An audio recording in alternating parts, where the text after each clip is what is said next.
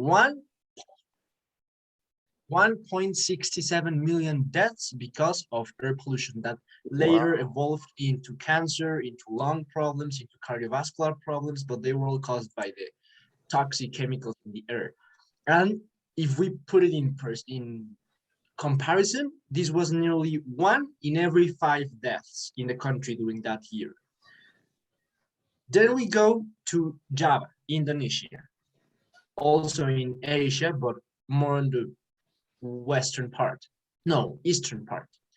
According to the Ellen MacArthur Foundation and the World Economic Forum, if we continue with the current rhythms of plastic production and consumption, it is expected that by 2050, there will be more plastic in the ocean than fish. By 2050, more plastic than fish in the ocean. That is unbelievable. Okay, now we go to Amman Aqaba, and I'm sorry if I'm mispronouncing it, in Jordan. Climate change, as we know, exacerbates water stress. It makes water stress worse. Water stress meaning what areas of extremely limited water resources. And this would lead to increased competition for water and perhaps even conflict. The World Health Organization states that on 2025, that's in 4 years, half of the world's population will be living in water-stressed areas. Half of the world's population. Now we come to Riviera Maya in Mexico. This is where we are from. We are not from Riviera Maya, that's a state on the other part of Mexico. We are from Mexico City, but this is very close to us. And according to government data on 2020, the Atlantic Sea watershed near Mexico had the most active season since 1851. That's almost 200 years. The most active season in almost 200 years, with 30 cyclones, typhoons, thunderstorms, and 13 of them were hurricanes in 1 year. And as you can see, the consequences are catastrophic: destruction, death. This is also California in the US, in the United States of America. And in 2020 also, more than 10 million acres were burned. I don't know if you remember these fires. What we're trying to highlight with all of this is climate change. Climate change is happening right now, as you can see. This is not a thing that we invented. This is not a thing that, oh, we had a vision of 30 years from now where California was burning. No, it's something that's happening right now, and something that you can see is in the Lake Victoria, where some species are gone. But what can we do? How do we help? We need to do something.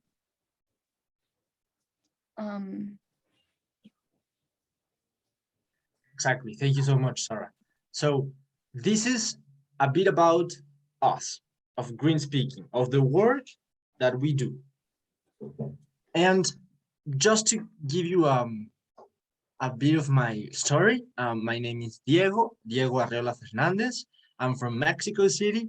I'm 19 years old, and I have been advocating for these things since I was 16, and joining international movements, creating campaigns in my school, involving my friends, just like Sarah, and then Julio, who is also here, and then more people, and then working with other people from the other part of the world. Like you can see here, we were working with Michelle and Jeremy, and there is Sarah too, also working with people from New Delhi, with people from Hawaii, from Peru, from Europe.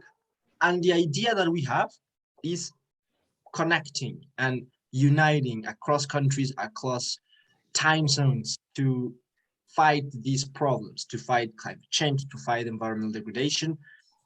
And I definitely do not consider myself a scientific or scientist or very aware of science things. So that's not how I can help.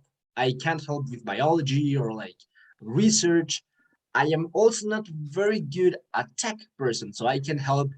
I can't invent something as much as I would love to help the world. But what we realized, Sarah, Julio means that we have this power of connecting with people, of talking to people, of creativity, and that we can use that. We can use that for activism, for advocacy, and for empowering more people, for teaching, for motivating, and for engaging people like you. And that's how I created Green Speaking. And now we are a great community. Sarah, do you want to talk to them about a little bit about Green Speaking? Of course. Well, first of all, I didn't introduce myself, I'm sorry, but my name is Sara Avila. I'm 19 years old. I'm from Mexico City. And as you can see, I am part of the Green Speaking community. And now this idea began when Diego saw a problem and he saw an issue. And he started to tell me like, well, to tell us, his friends, like, hey, I want to help the environment, but I can't create a product, but I can use my voice. That is when Green Speaking began. Green Speaking empowers young people or people of any age to raise their voices. You might not have a product to save the environment, but if you know a cause, you can learn how to communicate it. That is what Green Speaking is about. Green Speaking. That was perfect. That was perfect. Yes, we believe that everyone has this talent or passion, interest that you can use to help others. In this audience, perhaps we have someone who loves art and drawing and visuals that can be used for saving nature, for taking care of nature, for contributing to local causes or to international organizations. Perhaps some of you also like public speaking, and then you need to pay attention to what we're going to say and all the tips. Perhaps some of you like tech, and you can definitely use tech and innovation to help fight this climate crisis, the pandemics, and all the crises that we're living. So for all of those, regardless of your passion, regardless of your talent, of your area of interest, I have learned since a very young age from my mother, who is also a teacher of this communication and self-esteem and for companies to improve their communication abilities. I have learned that regardless of all our passions and talents, we need to have these good communication abilities. We need to be able to talk to others, to express ourselves. And that's why we're gonna teach you a little bit um, of how you can communicate more effectively. So Sarah and I were gonna go through some slides, then Sarah is going to go through the other ones, and at the middle, we're gonna do some questions, then we're gonna continue, and then if you have more questions, we can just answer them all, okay? So the first thing that I wanna talk about is our voices. So Sarah said something really powerful, and that's that in Green Speaking, we believe that we all have voices and we can raise them, but we need to raise them properly, good, not just raise them. So the first thing is, when we speak, we need to speak loud and clear. We need to make sure that people understand us. We need to give it attention and not just wait or hope that they can understand us. It's their problem. No, it's our problem. We need to make sure we are articulating properly, okay? And that we are speaking loud enough so they can hear us. But when I mean loud, I don't mean that we should yell. No, never yell, but just speak strong, okay? As important as that is modulation. How many of you have listened to teachers, to conferences, to speakers that speak flat all the way of the session? Sometimes they make you fall asleep, right? Like speaking flat, that's boring and that not keeps and maintains an audience engaged. So we really need to modulate. We need to raise our voices, then lower them, then speak slower, and then speak faster as we say more important things, and make emphasis and repeat stuff, because that's how we keep an audience engaged and paying attention, waiting for what's going to happen. And my mother has this metaphor that is amazing, that I love, that it's a roller coaster. So a roller coaster isn't flat, because that's boring. It has ups and downs, and twists and spins and head spins. And that's how we need to treat our voice too, to keep it entertaining. And not only entertaining, but to connect with people, to transmit to people, just like a roller coaster transmits us terror and frightening, or adrenaline if you love them very much. Now, very linked to this is how to use a microphone properly. And you have a very good example there, that is Michelle and Jeremy, and they use their microphones incredibly. And I'm going to give you some feedback of how they do that. Why? How do they use a microphone so properly? You need to understand, first of all, that a microphone is not a weapon, or that it's not your enemy, but that it's a tool. It's there to help you. To help you with what? To help you amplify your voice so that more people will listen to you, okay? So remember that if it amplifies your voice, it will also amplify your breath. So if you are breathing to the microphone and you put it in your nose, all the audience is going to hear your breath. And we do not want that, okay? We need to keep it professional. Also, to avoid that, we need to keep approximately the microphone 3 fingers, okay? 3 fingers, you can see Sarah, 3 fingers from your nose, and you can hold the microphone there. So people will not hear your breath. And the other thing is, if we are moving to talk to the other part of the audience, the microphone moves with us. It does not stay here, like, oh yeah, and then we move right here, oh yeah, no, the microphone moves with us, okay? And the last thing, if you wanna do a sound check, do not be like, oh yes, hello, testing, number 1. You can just do like 2 punches, 2 little beats on your microphone, and if you can hear them, then it's working properly, okay? Oh, and always start speaking low, and then you increase, because what happened to me on this ceremony at my school, I don't know if Sarah remembers, if Julio remembers, is that I started and I spoke very loud, and the audience almost went deaf because of my fault. So remember to start speaking low, and then you can increase, okay? Just so you don't make any surprises. That's on voice. Does anyone have any doubt so far on using your voice, using the microphone, modulation, speaking loud and clear? No doubts. Awesome. Okay, we're gonna go to the next part, which is nonverbal communication. Sarah, I'll kick it off to you. All right. So as you can see, 70 to 93% of communication is nonverbal. What do we mean with that? With body language. I mean, it's a combination of body language, how you move, how you express, when you open your eyes, when you're surprised, when you lower your voice, when you're sad, or when you yell, when you're upset. But you see these expressions. For example, I believe it's the man with the microphone. Can you hear me? I can clearly. Okay. Now, tell me something as if you were terrified. I need to see your expression so that I can see if you are following me. Tell me something as if you were upset or scared, and I want to see that reaction. Today we were talking about Lake Victoria, and obviously people had to see that it was important to protect it, because if not, and it dies, we lose everything. Wow. Not on football yet. The species, the water quality. Concerned, and that's what you're expressing. That was perfect. You seem concerned, and your voice, you modulated your voice according to your expressions. That is what nonverbal language is, and you did it perfect.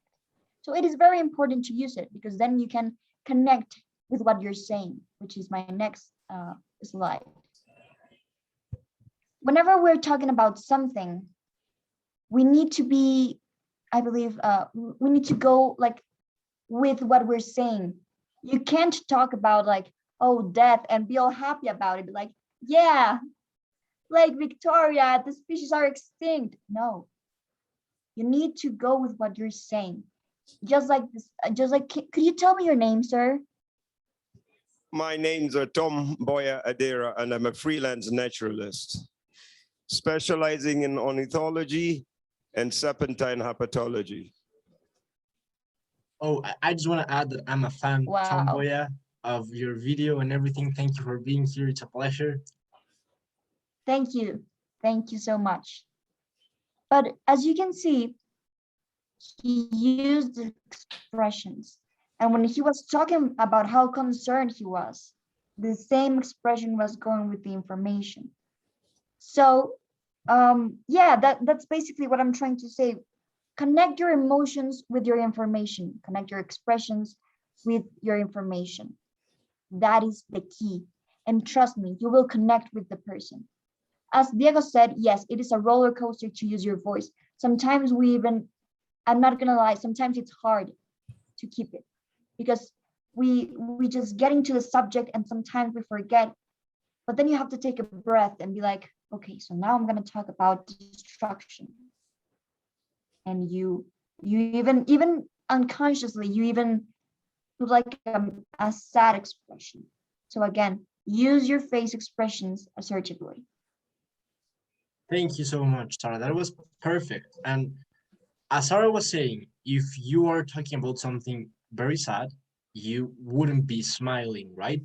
But if that's not the case, if you are not talking about something sad, about something terrifying or something angry, if you can always begin your speeches with a smile, that's incredible. That makes you seem confident. That makes you connect with the audience.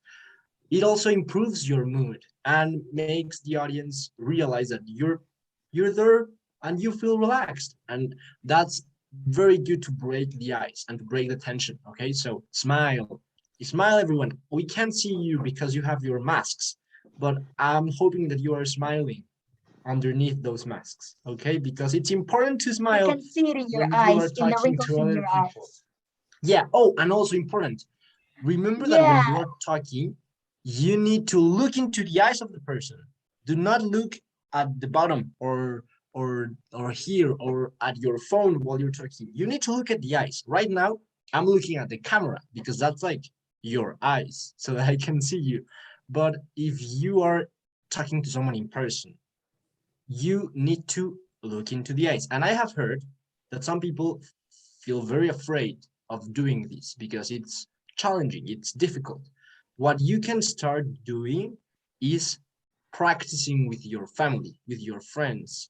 If you can practice with your mom, if you are little, I see some little children there. If you can practice with your children, for all the moms and the fathers, if you can practice with your sisters, with your husband, with your wife, looking them into the eyes and giving your speech, I and then add you can feel something. more confident. Can I add something just really quick about Of that? course. So looking into the eyes, as Diego said, is very important. Why? Because you make the person connect with you.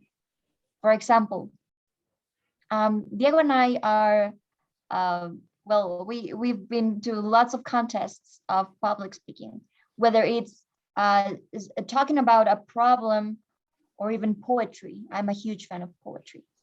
And as you know, poetry involves a lot of emotions, and suddenly you yell out of nowhere. And the way to catch the audience is not by yelling, it's by looking at them, because I mean, at the beginning you will feel nervous because doing eye contact is like, I got you and you got me. So when you're looking at them, they might be nervous and you might be nervous and you might even laugh. But that is a part of the adrenaline of catching them, of getting them into you, and part of the expressions. Thank you so much. Okay, now we have talked about face expressions. We have talked about the smile, your eyes. Now pay attention, because another important part of your body language is your gestures. What do you do with your hands while you're speaking? What do you do with your posture, with your movements? The first thing that you need to understand is that your gestures are there only to help. They're not the important part of the speech. They shouldn't distract people. They shouldn't be the center of attention. They are there to help. So we don't need you to be moving your hands all the time or to keep your hands like this all the time. Just keep them loose. If you're holding a microphone, that's it. If you are pointing the Lake Victoria to show in a video to people what's happening, that's perfect. You can use your hand and point it or point that, okay? But remember, they are assisting your message. Remember that our bodies are wise, okay? So they know what to do. Do not try to force them. Also, I put an image, a GIF here of Tony Stark, Robert Downey Jr., Iron Man, because he always stands straight and confident. And that's important when you speak. You need to have a good posture. You need to stand straight and confident. And also, dress appropriately. And I know there's a big debate that you can dress as you want. Of course, yes, everyone has the freedom to choose how they want to dress. But I would really recommend you, if you're going to speak in front of an audience, you need to be well dressed. You need to be elegant to show formality, to show that you are professional and that you are valuing their time and that you are an important person. Okay, and what you have to say is important. So remember that. Also, important here, we have a picture of Winston Churchill, okay? Some people think of him as great, some people think of him as bad. The important thing of him was that he delivered incredible speeches. He talked tremendously good. He convinced an entire nation and many other nations to go to war with him. So, how did he do that? He improvised his speeches. People admired him because of how smart he was, because he would just improvise everything that he said. But you know how he do that? The key to being good at improvising is actually the contrary, the whole opposite, preparing yourself incredibly well, preparing excellent, so that you have all the ideas, all the information, all the facts, different ideas that you can go to, different conclusions, different arguments, and then you can improvise because you are just choosing what to say in what order, and you can change a little bit the style, but you have everything well prepared, and that's important. If you try to go and speak in front of an audience, if it's your school, your friends, at work, talking to people at a congress or a summit like right now, and you just try to improvise without knowing a bit about the topic that you're going to talk about, it's going to turn out awful. It's not going to be useful for you or for the people listening to you. The idea is not to just make it up that moment, but to make it seem natural, that you are not just repeating a speech that you wrote, or that you are not a robot, but that you are feeling what you're saying and that you're connecting with people. And the key to that is preparing yourself and then adding a bit of surprise and spontaneous comments. And so like I said, the key is always being prepared. Sarah is going to talk to you a bit more about that preparation. So I want to give like an example of how to be prepared. Maybe some of you have been in this position. How many of you at school were told that you had a project due to next Monday, right? And you were like, yeah, I'm going to do it later. Yeah, we have the information, but I don't want to study it. And on Friday, they tell you, well, you're presenting now because none of the teams were ready. It's your turn. And you're like, okay. And you start reading it. You start reading it, but you don't actually know the subject. It is the same with public speaking. You need to know what you're saying so that you can pull it off. If not, you're gonna be like, and yeah, and you know, and it's not gonna work. So you need to always be prepared. Know what you're, as Diego said, if you know what you're saying, if you know the subject, then you can pull off things like activities or random questions, or like if you saw news about something, you can also add it, but you know what you're saying, you know what you're following. So you can find information of whatever you want in books, web pages, even on social media. You can find any sorts of. And here you can find some websites. If you want to talk about climate change, which is very important to talk about nowadays, you can find some websites like Five Gyres, I believe that is how it is pronounced. In the Literati app, you can also and you can also not just like get to know information, but you can add information. In the National Geographic, I believe we all know National Geographic. It is a great source to get your information, or at least to learn about. This is a very useful tip. Do not, please, do not get your information from Wikipedia, because most of it is edited. A teacher of mine once told me, the problem with Wikipedia is that it has a lot of information, but most of that information is not true, because you can edit Wikipedia. You can actually like edit Wikipedia. I could say, yeah, global warming happened 2,000 years ago.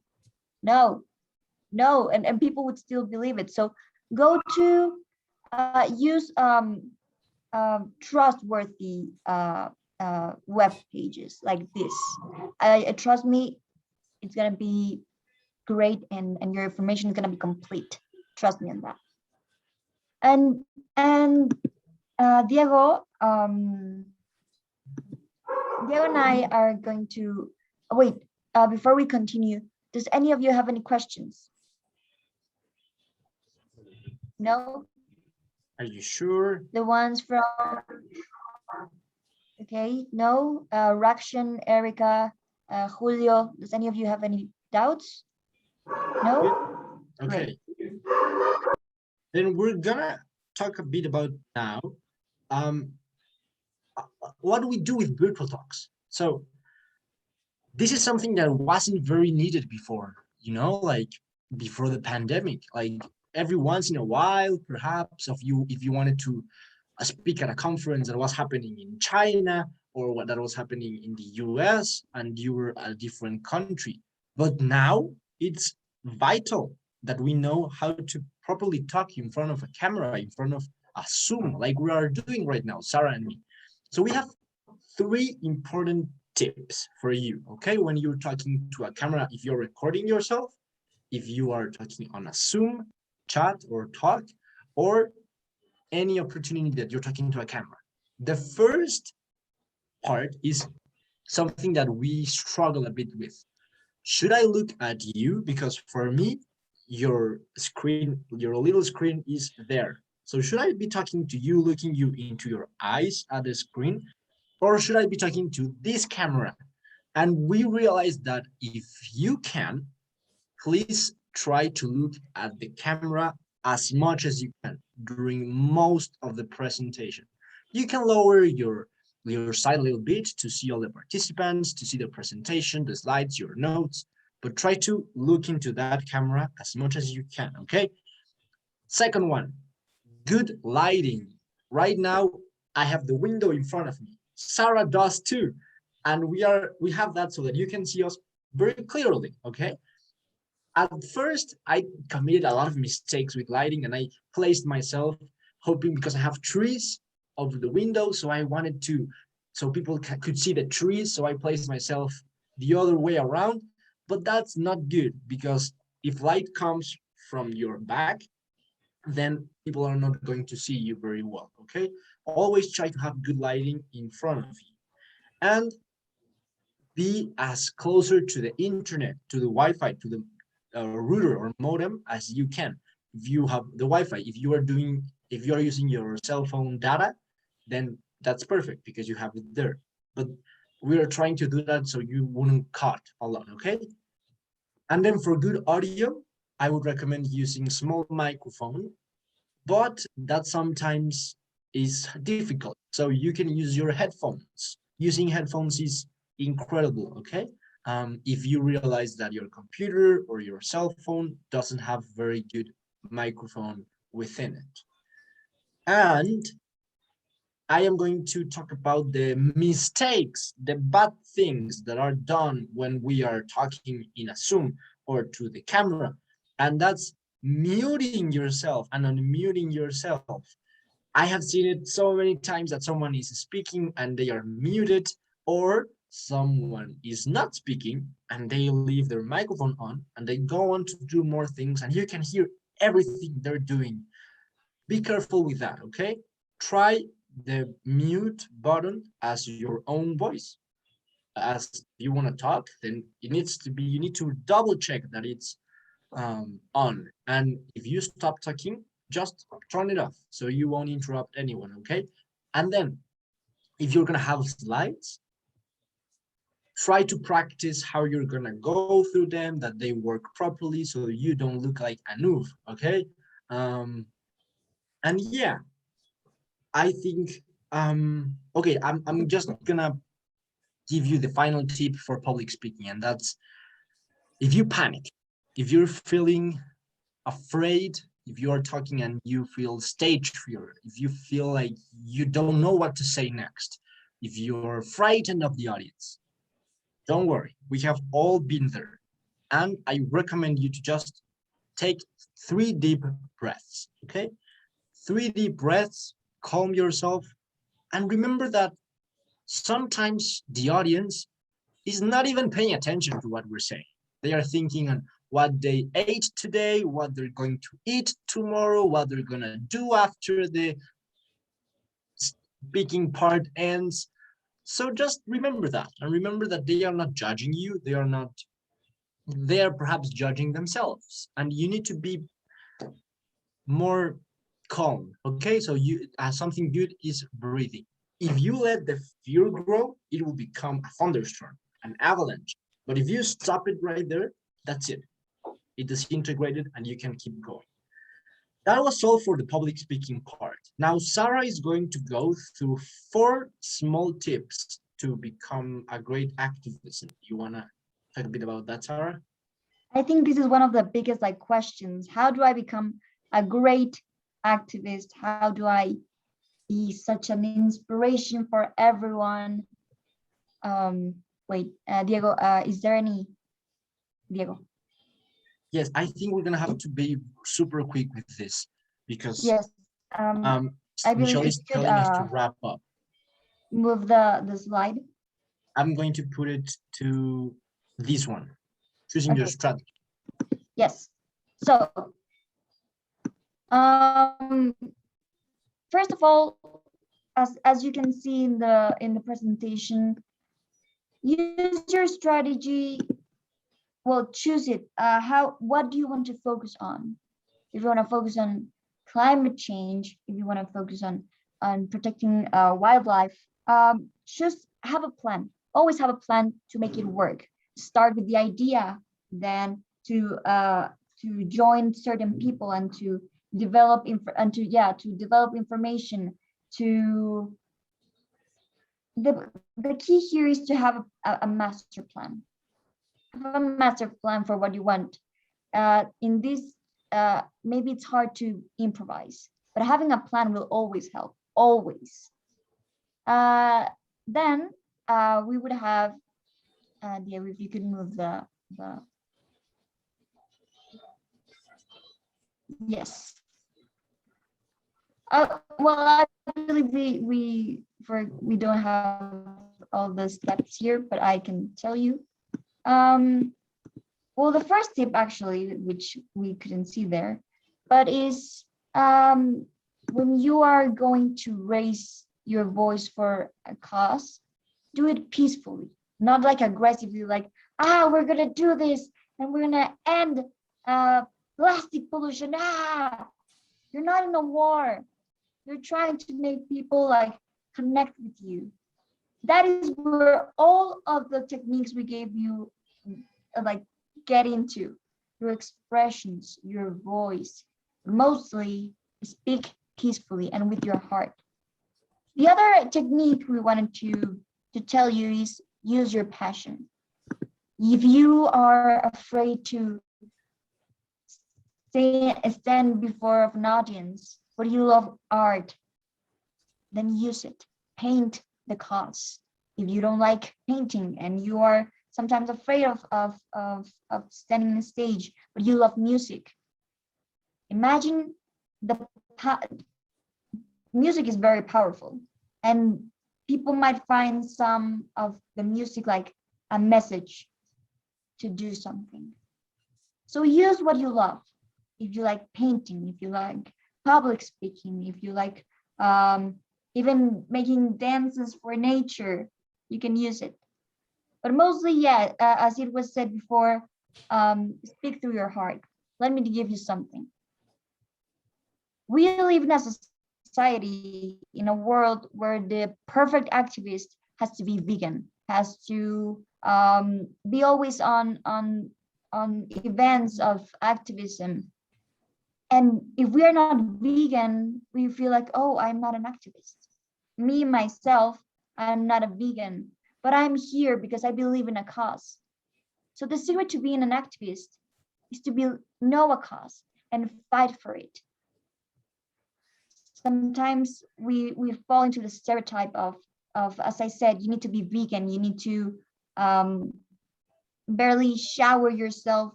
And if you use extra water, oh no, you're not an activist anymore, I'm sorry. No, know your cause, fight for your cause, and communicate your cause. You could practice these tips with your friends, family, or you can start with a little group, with your parents. Hey, mom and dad, this is happening. Oh, that's great. In a family dinner. Hey, cousins, aunts, this is happening. Oh, how can we help? And then you go with your neighbors, and then with your school, and then with your whole community. Look at Greta Thunberg. She started with her family, and now she said UN, I believe, yeah, UN. Look Yeah, how she has inspired the entire world. And now, exactly, she has inspired the entire world. So practice it, even with yourself in the mirror, and say, I know the cause, I can do it. Yes, thank you so much, Sarah. And thank you everyone for being here. Thank you so much. It was a pleasure. We need to wrap up. So Michelle told us to be quicker, so we need to be quicker on this part. So we weren't able to go through all the 4 bonus tips very carefully. Do you have any questions? Last questions that you want? Here is our social media. In case you come up with more questions, you can go through our Instagram posts and see what you like and see if you want to contribute, if you want to be part, if you want to collaborate, if you want us to give you more advice. Personally, we would love to. That's how it all started, and we are presenting here as a workshop, but Sarah and I are also part of the organizing committee for NALYS. So we have been working with Michelle and Jeremy for months to create. It's January, I believe, and this is a dream come true. Yeah, so thank you so much for being here. Welcome. Thank you. Bye. Okay. Have a great day, everyone. Bye.